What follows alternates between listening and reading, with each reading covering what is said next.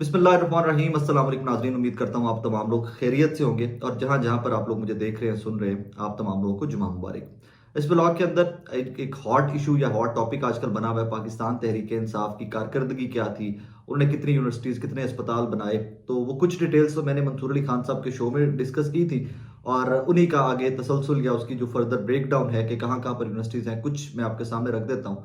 उनमें से दो प्रोजेक्ट तो मेरे बहुत दिल के करीब हैं, वो डिटेल्स आपके सामने रख देता हूँ कुछ इस व्लॉग के अंदर। और एक पाकिस्तान तहरीक इंसाफ के लिए कुछ अच्छी खबरें आ रही हैं सुप्रीम कोर्ट ऑफ पाकिस्तान से, जहां पर क्रेडिट हो, जहां पर हम तनकीद करते हैं वहां पर वो सराहना भी चाहिए और वो अच्छी खबरें भी आप लोगों तक पहुंचानी चाहिए। फाइनली शाहिद खान अब्बासी साहब ने मौजूदा सर्कमस्टांसिस या मौजूदा केओस से निकलने का एक फॉर्मूला बताया है। उस फॉर्मूले के ऊपर भी बात आई थिंक ज़रूर की जानी चाहिए, because yes I am of the view. मुझे लगता है कि उस फॉर्मूले के ऊपर मैं भी उसी व्यू का आदमी हूँ। मैं शाहिद खान अब्बासी साहब के उस फॉर्मूले से मुत्तफिक हूँ, उसके ऊपर भी बात करते हैं। अच्छा जी, मंसूर अली खान साहब की, जिस तरह मैंने पहले बताया कि शो में मैंने कहा था कि 21 यूनिवर्सिटीज़ और 21 अस्पताल बनाए गए पाकिस्तान तहरीक इंसाफ के दौर में, वो जगह क्यों नहीं बना सके मीडिया में, हमारे सहाफ़ियों को क्यों नहीं पता, वर्कर्स को क्यों नहीं पता, पाकिस्तानियों को क्यों नहीं पता। उसकी एक मोटी सी वजह थी कि वो अस्पताल लाहौर में नहीं बने थे, वो सड़कें लाहौर में नहीं बनी थी, वो इस्लामाबाद में नहीं बनी थी, वो सिर्फ ऑप्टिक्स के लिए नहीं बनी थी। वो वहां पर बनी थी कि जहां पर उनकी ज़रूरत थी, जहां पर लेस डिप्राइव्ड लोग थे, लेस प्रिविलेज लोग थे और डिप्राइव्ड लोग थे। वहां पर वो सड़कें, यूनिवर्सिटीज़ और अस्पताल बनाए गए थे। यही वजह है कि वो मीडिया में जगह नहीं बना सके, या Tehreek Insaf at that time उनको प्रोजेक्ट नहीं कर सकी, उनको दिखा नहीं सकी लोगों को कि that is what we are doing for you. इसका बैकग्राउंड पहले आपको बता दूं। 2018 में जब तहरीक इंसाफ की गवर्नमेंट बनी तो राजा यासिर हुमायूं साहब प्रोविंशियल मिनिस्टर बने एजुकेशन के लिए, हायर एजुकेशन के। मैंने उनको इंटरव्यू किया। इंटरव्यू में मुझे राजा साहब ने बताया कि जनाब इन डेज टू कम हमारा प्लान है, इमरान खान साहब ने मुझे कहा है हमारा प्लान है कि हम हर जिले के अंदर एक यूनिवर्सिटी बनाएंगे। एक तो मेरा चैनल बहुत छोटा था और फिर नई नई गवर्नमेंट थी, वादे वही थे, ये खबर कोई बहुत ज्यादा जगह नहीं बना सकी और मुझे भी कोई इतना यकीन नहीं है। मैंने कहा यार एक सियासी सा नारा है, एक सियासी सा बयान है। बट इवेंचुअली वो राजा यासिर हुमायूं साहब के ज़रिए सरपरस्ती, बुजदार साहब की हुकूमत में, इमरान खान साहब की हुकूमत में मैंने प्रैक्टिकली होते देखा। सबसे पहले जो सबसे करीब मेरे दिल के प्रोजेक्ट है, मैं उसके ऊपर बात करना चाहूंगा।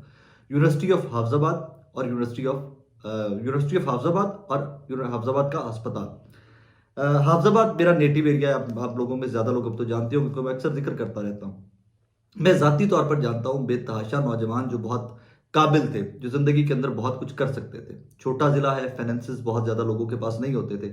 वो लाहौर में या गुजरावाला में या इस्लामाबाद में जाकर अपनी तालीम को मुकम्मल नहीं कर सकते थे, कंटिन्यू नहीं कर सकते थे और वो बेचारे रास्ते में पढ़ाई छोड़ देते थे और मजदूरी की तरफ चले गए। इसी दौर के अंदर जब तहरीक इंसाफ की हुकूमत बनी तो वहां से शौकत भट्टी साहब के वालिद मेहदी हसन भट्टी साहब साबिका एमएनए हैं।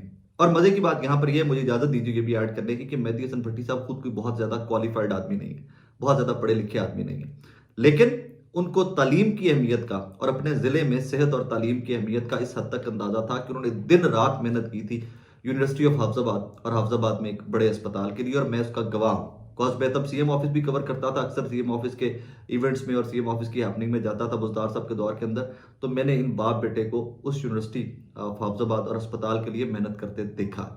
फाइनली मैं वो आज आपके साथ वो भी शेयर करूंगा, बिकॉज लोग कहते हैं जी ग्राउंड के ऊपर बताएं ना हमें, कि फोटो दिखाएं जी, हमें फुटेज दिखाएं कि है कहाँ पे। सो मैंने वो फुटेज भी बंदोबस्त किया है आप लोगों के लिए। मैं साथ वो भी यूनिवर्सिटी ऑफ हाफजाबाद और हाफजाबाद का जो हमारा अस्पताल है सरकारी नया बन रहा है जो, उसकी फुटेज भी आपको साथ लगा के दिखाता हूँ। बदकिस्मती की बात यह होती है कि तहरीक इंसाफ की गवर्नमेंट चली जाती है और उसके बाद जब नून लीग की गवर्नमेंट आती है तो मुझे बताया गया हाफजाबाद से कुछ दोस्तों की जानिब से कि जी जो 400 बेड का अस्पताल था, 500 बेड का अस्पताल था, उसको कट करके 200 बेड का अस्पताल कर दिया गया हाफजाबाद के। काम उस स्पीड से नहीं हो रहा जिस स्पीड से हाफजाबाद में पहले हो रहा था, तहरीक इंसाफ के दौर में हो रहा था। एंड लेकिन मैं वो और उसमें से फर्दर भी ऐड कर दूं कि जहां पर ये इमरान खान साहब की 2020 की इफ्तिताह की पट्टी लगी हुई थी, वो पट्टी भी वहां से उतार दी गई है। यूनिवर्सिटी ऑफ हाफजाबाद और हाफजाबाद के अस्पताल की जो पट्टी लगी हुई थी, जनाब उसमें लिखा हुआ है बिस्मिल्लाहिर्रहमानिर्रहीम, संगे बुनियाद यूनिवर्सिटी ऑफ हाफजाबाद, तखमीना लागत 6.5 अरब रुपए, बदस्ते जनाब वज़ीर आज़म पाकिस्तान इमरान खान साहब, वज़ीर आला पंजाब सरदार उस्मान बुज़दार साहब एंड खसूसी काविश चौधरी शौकत अली भट्टी साहब, MNA NA 87, तब 87 होता था हमारा ये MNA नेशनल असेंबली का हल्का, मोरखा 7 नवंबर 2020। अब ये फटियाँ शटियाँ उन प्रोजेक्ट से उतार दी गई। अब इसमें बहुत सारे इस तरह के प्रोजेक्ट थे कि जो तहरीक इंसाफ को टाइम के ऊपर एलिवेट, उनको एडवर्टाइज करना चाहिए था, लोगों को बताना चाहिए था, लेकिन शायद बुजदार साहब की गवर्नमेंट थी और मैं वो कीना परवर या छोटे लोगों में से नहीं हूं कि जो अपने पर्सनल ग्रजेस की स्कोर सेटल करता रहे। I would be very honest with you. जहां पर तहरीक इंसाफ ने गलत किया, मैंने बहुत क्रिटिसाइज किया है तहरीक इंसाफ की हुकूमत में। राइट नाउ मेरा कोई फेवरेट सियासी जमात नहीं हो सकती। नून लीग जब मरियम नवाज साहबा ने लाहौर पर लैंड किया था और शेलिंग हुई थी लाहौर एयरपोर्ट और भट्टा चौक वाले एरिया में, मैं पाकिस्तान का वाहिद सहाफ़ी था, अल्लाह से डर के कह रहा हूँ, कि मैंने वो इवेंट कवर किया था। बिकॉज बाकी सारे सहाफ़ी जो थे वो मॉल रोड पे शहबाज शरीफ की रैली कवर कर रहे थे, और मुझे अल्लाह की तरफ से ये जहन में आया कि यार एयरपोर्ट की तरफ जाना चाहिए, देखना चाहिए वहां पर क्या हो रहा है। सो वो सारी शेलिंग जो थी ना पूरे दिन की, शायद मैं अकेला सहाफ़ी था और पीएमएन के कारकुनान थे जिन्होंने वो शेलिंग खाई थी पुलिस की और कवर किया था इवेंट। आई थिंक वो ट्विटर के ऊपर अभी भी आपको फुटेजेस मिल जाएंगी सारी की सारी, या टीवी के ऊपर भी जो एक्सक्यूज मी टीवी के ऊपर भी जो चली थी वो यूट्यूब से आपको फुटेजेस मिल जाएंगी। What I am trying to say is कि कोई भी गलत हो उसके ऊपर तनकीद, और जहां पर कोई मजलूम हो उसकी आवाज बनना मुझे जाती तौर पर लगता है मेरा ये प्रोफेशन है। अच्छा जी, ये सारा कुछ आपको गूगल से मिल जाएगा, जो सारी मेरी रिसर्च है। मैंने इसके ऊपर ऑफिशियल जो इसके डॉक्यूमेंट्स थे उनके ऊपर भी काम कर रहा हूँ, वो भी आपके सामने ले आऊंगा। कुछ मिसालें आपको रख देता हूँ। ये जुरिया हॉस्पिटल है नियर चक्री रावलपिंडी में। इसका पहले काफी देर पहले 80% काम मुकम्मल हो चुका हुआ था। गुजरावाला में सीएम परवेज लाई थे, तब उन्होंने गुजरावाला मेडिकल कॉलेज टीचिंग अस्पताल जो 500 बेड्स, 40 बेड आईसीयू और 19 ऑपरेशन थिएटर्स का अस्पताल था, इसका इफ्तिताह किया था और इसकी बिल्डिंग भी मुकम्मल हो चुकी थी। इफ्तिताह किया था मतलब ये वर्किंग मोड में आ गया हुआ था। मदर एंड चाइल्ड हॉस्पिटल मियाँ वाली, ये इमरान खान साहब के बड़े दिल के करीब प्रोजेक्ट था। मैंने एक आधी इसकी प्रेजेंटेशन जो थी सीएम ऑफिस में इसके ऊपर काम होते हुए वो कवर की हुई है। आगे चल के तो मुजफ्फरगढ़ में mother and child hospital Kot Addu, उसके ऊपर भी धड़ाधड़ एट दैट टाइम काम जारी था। ये सारी फुटेजेस आपको साथ लगा के दिखाऊंगा ताकि आप लोगों को समझ आ सके कि किस हद तक काम हो चुका हुआ था। केपी को भी छोड़ देते हैं, अभी केपी के ऊपर मैं बात नहीं करता, बाद में आते हैं उसके ऊपर। यूनिवर्सिटी ऑफ चकवाल वो एक्टिव हो चुकी हुई थी और उसका इमरान खान साहब ने इफ्तिताह किया था। इसी तरह बेतहाशा मियाँ वाली के अंदर यूनिवर्सिटी ऑफ मियाँ वाली, उसके एकेडमिक ब्लॉक जो थे वो कंप्लीट हो चुके हुए थे। इसी तरह सवात की यूनिवर्सिटी आगे आ जाती है, लेकिन चले विल टॉक अबाउट इट, मैं इसके ऊपर बाद में आऊंगा। डेरा गाजी खान में यूनिवर्सिटी ऑफ डेरा गाजी खान, उसके अंदर काम मुकम्मल हो चुका हुआ था। इस तरह बेतहाशा प्रोजेक्ट थे जिनके ऊपर काम मुकम्मल हो चुका था। मैं सिर्फ एक बार फिर से पढ़ के आपको बता देता हूँ। इनके ऊपर एक डिटेल्ड व्लॉग मैं अलग से फिर मैं कर दूंगा। मैं सारी फुटेजेस के साथ एक व्लॉग सिर्फ प्रोजेक्ट्स के ऊपर फिर से कर दूंगा। फिर कह रहा हूँ, मुझे उस्मान बुज़दार साहब ने उनके ऊपर क्रिटिसिज्म करने की वजह से मेरे करियर की पीक दो दफा मुझे बड़े चैनल्स में काम करने का मौका मिला।